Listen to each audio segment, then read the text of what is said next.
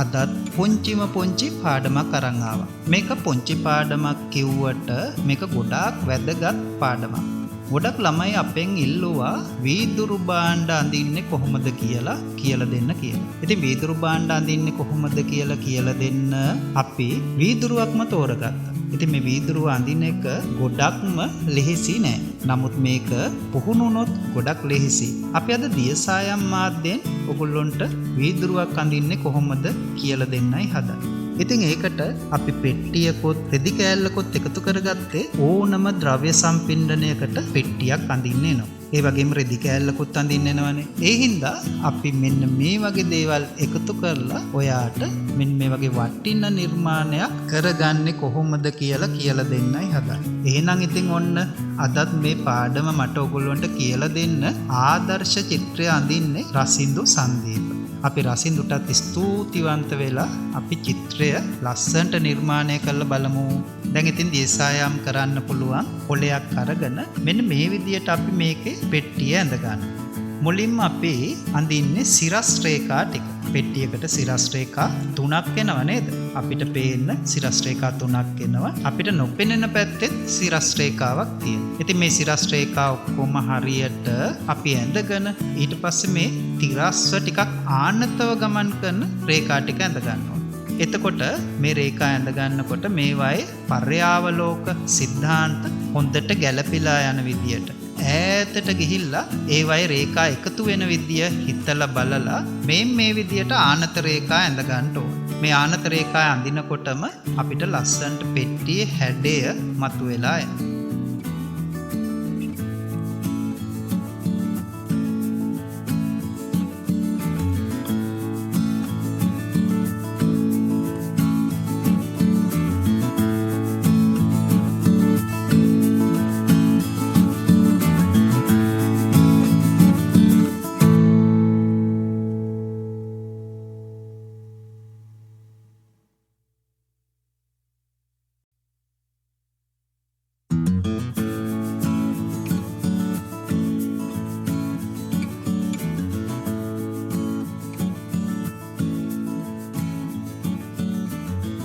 එතකොට අශෝක වීදුරුවටත් මේ විදියට සිරස් රේඛාව දාගෙන ඇත්තටම කියනවා නම් මේක සිරස් රේඛා 3ක් දාලා දෙපැත්තේ තියෙන සිරස් රේඛා දෙක ආනත කරගන්නත් පුළුවන්.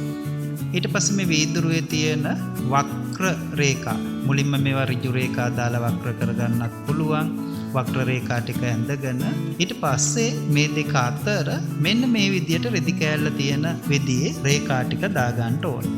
දැන් හරි. දැන් ඔයාලට මෙන්න මේ වගේ ලස්සන පැන්සල් අභ්‍යාසයක් ඇවිල්ලා තියෙනවා. මේක පැන්සලෙන් වර්ණ කරන්නේ කෙලින්ම අපි දියසායම් වලින් වර්ණ කරන්නයි හදන්නේ. අපි යමු දියසායම් වර්ණ ගන්නන ආකාරය බලන්න.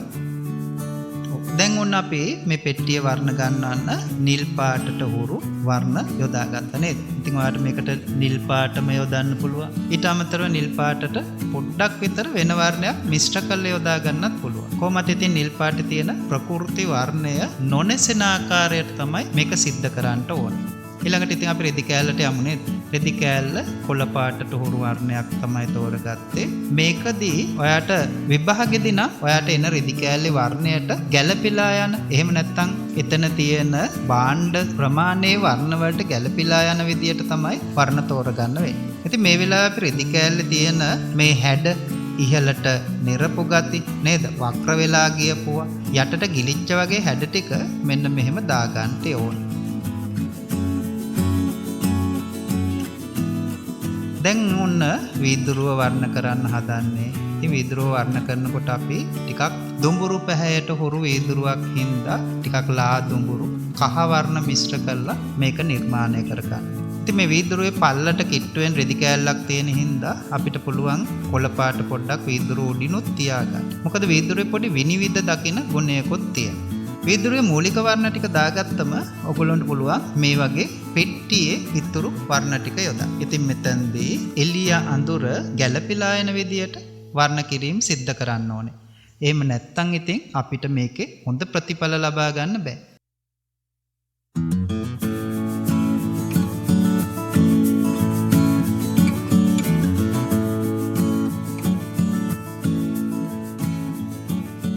දැන් ඔන්න අපේ රෙදි කෑල්ල වේලිලා නේ. එතකොට අපි රෙදි කෑල්ලේ දෙවනි තුන්වෙනි පියවර මේ විදිහට පාට කරන්න පටන් ගන්නවා. රෙදි කෑල්ල පාට කරලා ඒකේ තියෙන එළිය අඳුර පෙන්න ගන්නකොට අපිට අපේ ඉතුරු භාණ්ඩ දෙක වේලිලා තියෙනවා. ඉතින් මේ විදිහට දියසායම් ස්තර අපිට එකින් එකට වේලෙන විදියට ආලේප කරන්න පුළුවන්.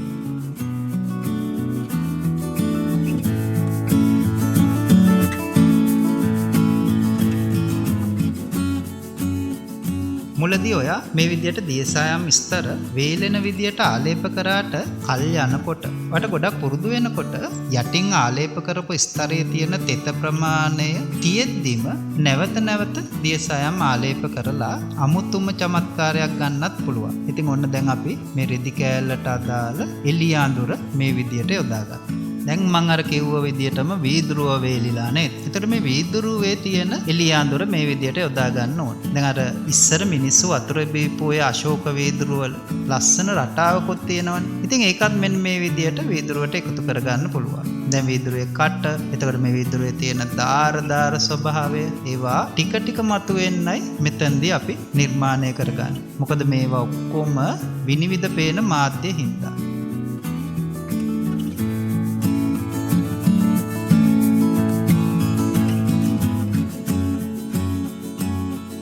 විදුරුවේ වැඩ ටික කොහොම කරගෙන යනකොට පෙට්ටිය වේලිලා. පෙට්ටියේ ඉතුරු ස්තර ටික දාගන්න අපිට වෙලාව හොඳයි නේද? දැන් මෙන්න මේ විදියට අපිට ටික එළිය අඳුර මතුවෙන විදියට වර්ණ ස්තර වැඩි ප්‍රමාණයක් අපේ චිත්‍රයට එකතු කරගත්තම අපිට මේ දියසායම් වල තියෙන චමත්කාරය එක මත එක වර්ණ ස්තර වේලිලා බොහොම ලස්සනට මතුවෙලා පේන. මේ ක්‍රමේ හොඳට අල්ලගන්න මේ විදියටමයි දිගටම යන්න. දැන් ආයෙත් ඔයාට යන්න පුළුවන් ඔයාගේ රෙදි කෑල්ලට. එතකොට මේකේ පින්සල මුලින් හසුරවපු විදියට ටිකක් වෙනස් ආකාරයකට උඩ ස්තරවලදී පින්සල් හසුරවන්න පුළුවන්. එතකොට රෙදි කෑල්ලේ තියෙන සජීවී බව තව මතුවෙනවා.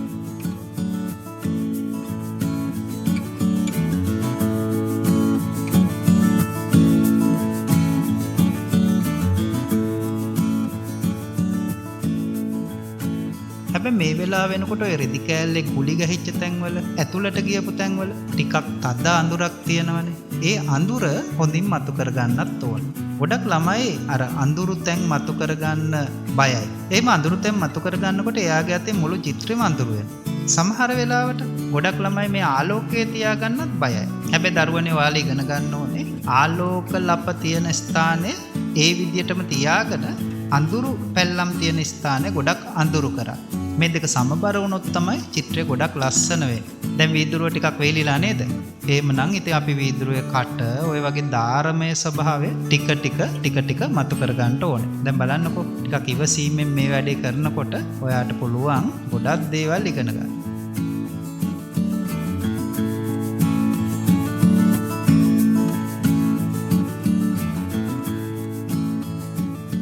දැන් වීදුරුවේ වතුර තියෙනනම් අපිට වතුර ගන්නත් වෙනම පෙන්වන්නත් පුළුවන්. ඉතින් මෙන්න මේ විදිහට තමයි මේ වැඩේ කරගෙන යන්නේ.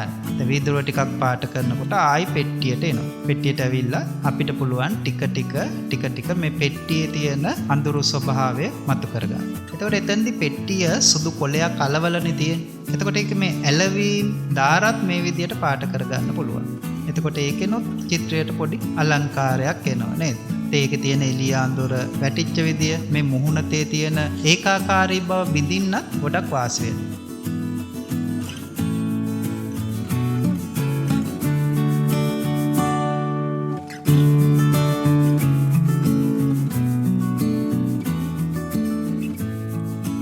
ඒ අතර ඉතින් මේ පෙට්ටියයි රෙදි කෑල්ලයි අතරේ තියෙන අඳුරු තැන් අපිට මේ විදියට චිත්‍රයට එකතු කරගන්න පුළුවන්. දැන් ඉතින් මේ රෙදි කෑල්ලේ තියෙන සමහර තැන් ගොඩක් අඳුරේනේ. ඒවා මේ විදියට චිත්‍රයට එකතු කරගන්නවා. දැන් ඔයාලට පේනවා මේ චිත්‍ර ගොඩක් ලස්සනට නිර්මාණය වෙන බව. ඉතින් ඔයත් මේ පියවර අනුගමනය කළා මේ වගේ දෙයක් කරවොත් අනිවාර්යයෙන්ම විභාගෙට පෙට්ටියක් එනවා. අනිවාර්යයෙන්ම විභාගෙට රෙදි කෑල්ලක් එනවා. ඉතින් පෙට්ටියේ ස්වභාවය වරද්දන්න නැතුව ඇන්දොත් රෙදි කෑල්ලේ තියෙන මේ සංවලිතභාවය හරියට ඇන්දොත් රෙදි කෑල්ලේ රැලි ගැහුණු උඩට නිරපු ගතිය ලස්සනට ඇඳ ගන්න පුළුවන් වුණොත් ඔයාට විභාගෙට ලැබෙන බඩු වලින් සෑහෙන කොටසක් නිවැරදිව අඳින්න පුළුවන්.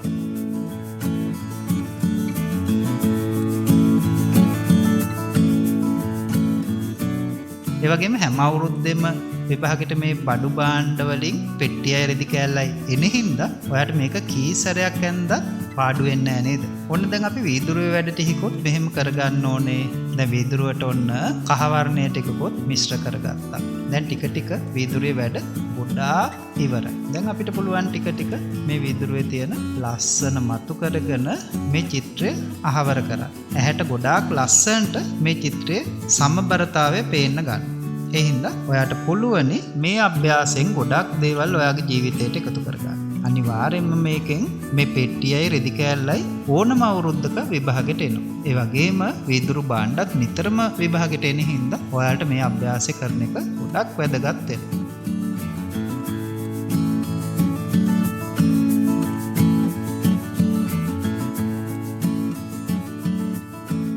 දැන් මේක ගොඩක් ලස්සන කරන්න අපි පසුබිම යොදනවා. ඉතින් ලස්සන කරන්න විතරක් නෙවෙයි පසුබිමෙන් මේ චිත්‍රයට ගොඩක් ලොකු සමබරතාවයකොත් එනවා. ඒ වගේම පසුබිම හින්දා පෙරබිමේ තියෙන ගොඩක් දේවල් තදින් ඉහළට කැපිලා පේන විදියට නිර්මාණය කරගන්නත් අපිට පුළුවන්. ඉතින් අපි කහ පාටට හුරු වර්ණයක් අරගෙන ඔන්න ওই විදියට වේගයෙන් පසුබිම පාට කරා.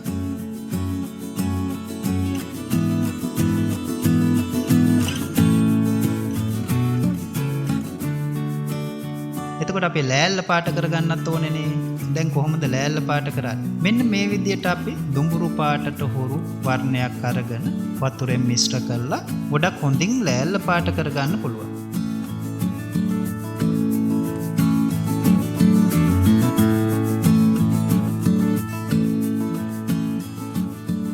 දැන් ලෑල්ලේ දෙවනි පියවර අපිට ආලේප කරන්න පුළුවන් නේද? එතකොට චිත්‍රය හොඳ ගානට වේලිලා.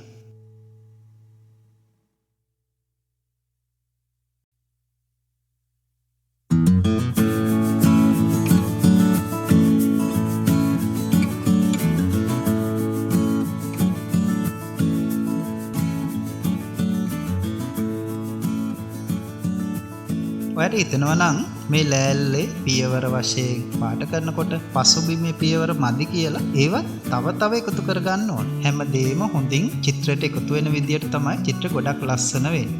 ලෑල්ලටත් ඉස්සරහා තියෙන පෙරබිමට පසුබිමට අපි එකතු කරපු කහ වර්ණය ටිකක් එකතු කරගත්තා. දැන් ඉතින් ගොඩක් ලස්සන චිත්‍රයක් අපිට ඇඳිලා තියෙනවා නේද? ඔන්න දැන් ඕනනම් ඔයාලට මේ පසුබිමට තව කහ වර්ණය ටිකකුත් එකතු කරගන්න පුළුවන්. මතකත්ව ලෑල්ලේ ඝනත්වය අඳින්න ඕන. බලන්නකො ලෑල්ලේ ඝනත්වය ආවම චිත්‍රයට හොඳ සමබරතාවයකොත් එනවා. ඉතින් මෙන්න මේ විදියට චිත්‍රය වාට ගොඩාක් ලස්සනට නිර්මාණය කරගන්න පුළුවන්. අමතක කරන්න එපා. එතකොට ඔයාගේ චිත්‍රෙත් මේ වගේ ලස්සනට හරි ගස්ස ගන්න ඕනේ. ඔයා මේ චිත්‍රය ඔයාගේ යාළුවෙකුට බලන්න ෂෙයා කරා. එයාට ගොඩක් වැදගත් මේ චිත්‍රය. ඒ වගේම මේ චිත්‍රයට කමෙන්ට්ස් එකක් ලියලා ඔයාගේ අදහස දක්වලා තියන්නකෝ. ඉතින් මතක ඇතුව ඔයා ලයික් එකකුත් දාන්න ඕන. අපිව සබ්ස්ක්‍රයිබ් කරලා නැත්නම් ඔය සබ්ස්ක්‍රයිබ් බටන් එක ඔබලා ඔතන තියෙන බෙල් අයිකන් එක ටච් කරලා තියන්නකෝ. එහෙමනම් ඉතින් ඔන්න අදට පාඩම ඉවරයි. මේ වගේ ලස්සන චිත්‍රයක් අඳින්න ගොඩක් ඉක්මනට ඔයගොල්ලන්ට ආයෙ කියලා දෙනවා. දියසායම්ද පැස්ටල්ද ඔය හැම මාධ්‍යයක්ම ඉගෙන ගන්න අපේ channel එකත් එක්ක ඉන්න දරුවන්ට ගොඩක් ලේසියෙන්ම පුළුවන්. අපි කියලා දෙන දේවල් ඒ විදියටම ඉෂ්ට සිද්ධ කරන්නකෝ. අපි අදට නවතින්නම්. ඔයාලට ජයග්‍රාහී අනාගතයක් ප්‍රාර්ථනා කරනවා.